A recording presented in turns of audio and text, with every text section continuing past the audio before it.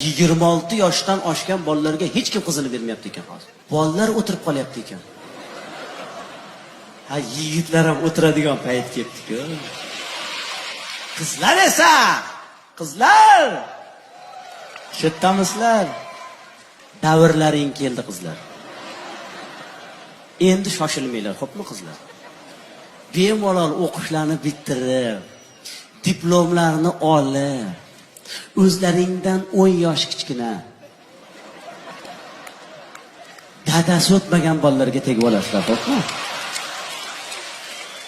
Endi qizlarimizning davri keldi. Ayib o'zimizda, ha, o'g'il bo'lsin, o'g'il tug'masa meni kim boqadi? O'g'lim bo'lmasa ertaga bo'lmaydi. Ertaga darsim davom etish kerak. Bo'lmasa ajrashaman, boshqasiga uylanaman. Mana ahvol. Biz o'zbek ajoyib xalqda ketma-ket 3-4 ta o'g'il tug'iladi-yu, любой payt tug'ilishni to'xtatish mumkin. Lekin ketma-ket qiz tug'sin, bechora xotin. O'g'il tuqquncha tug'diradi-ya. Katta qizi bilan raddomda yotibdi. Nevaralari keladi ko'rgani. Bu jon tog'am tug'ilmadimi?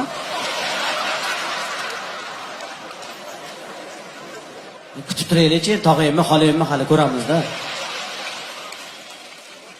Yana qizlarga irim qilib ism qo'yishadi, keyingisi o'g'il bo'lsin deb. Qiz bolaning ismini qarang, O'g'ilay. U O'g'ilaydan keyin ham 3 ta qizi bor-da.